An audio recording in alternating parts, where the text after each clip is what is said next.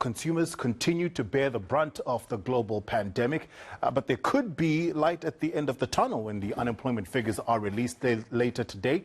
Sadly, the general economic consensus is that they'll tell us that joblessness has increased quarter on quarter. Our current unemployment rate hovers at around 32.6%. South Africa also lost some 28,000 jobs in the first quarter of 2021. So let's ask economist Lumkile Mondi to peer into his crystal ball for us and give us his predictions. Lumkile, what kind of news are you expecting when those results are announced later today? Just as a follow-up maybe to Dr. Lapperman, I think it's important also to understand that about 91% in the first quarter of last year were earning full salaries. Only about 14% earned reduced salaries. So when you're talking about the consumption-driven and the fact that there was a huge percentage of people at the top, the wealth that you're referring to, according to the quarterly surveys of employment, it confirms what development is doing. But looking forward, as you've correctly asked, is that we are expecting some improvement, particularly what we have been seeing on the mining sector and manufacturing sector in the second quarter of 2021.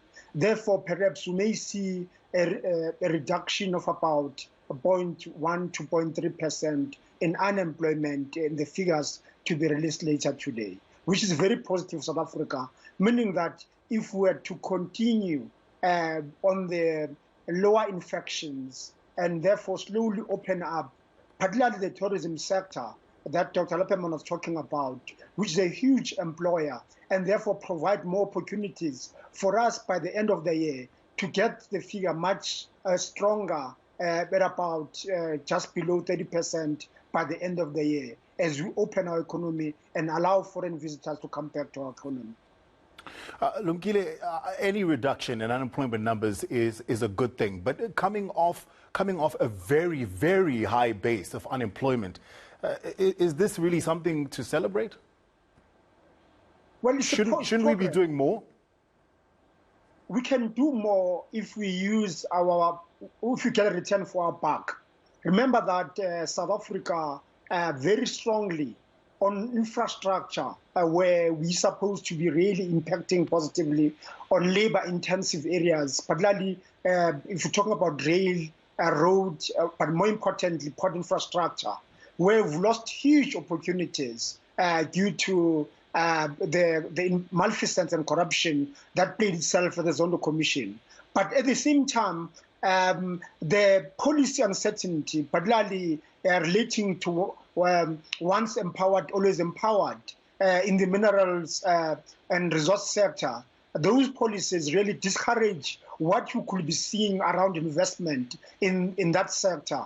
And therefore, we could do better if we make the right choices. And I think South Africa continues just to make wrong economic policy choices. Therefore, the structural unemployment will remain with us for a long, long period until we confront the economic reforms that the president talks to and we act on them. We don't postpone and play ideological games, which are at the detriment of the majority of South Africans who remain unemployed and have never been employed, as we've seen the figures released by the Stats SA over many years.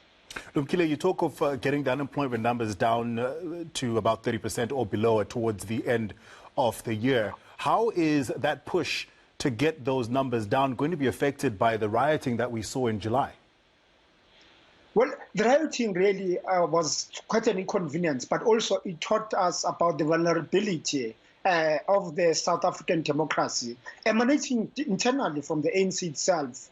So I think that the blip that we've seen around the rioting and destruction of investment has hurt the province tremendously. But I think most of the jobs, we should see them coming back in the last quarter of the year because many businesses have returned. We're seeing a lot of positive signal coming through from the business unit of South Africa and the state support that have come through our government through the insurance as well as the IDC, who are putting a package to rescue some of the business that might have been affected. So I think this is just a blip for about 6 months. I think by the end of the last quarter this year, we should see a return of those jobs. What is more important, I think, for South Africa is really driving back confidence by making the right decision in dealing with malfeasance and corruption, and more importantly also ensuring that state resources are being used effectively and go where they're supposed to go, so that we can have their positive impact and the multipliers that can be driven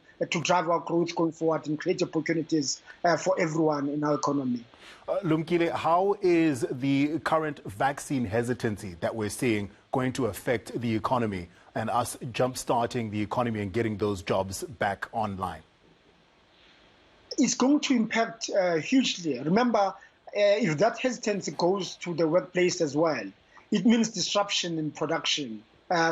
Fortunately, I mean, in mining, although we've seen some of our employees being impacted, but it has not led to a shutdown.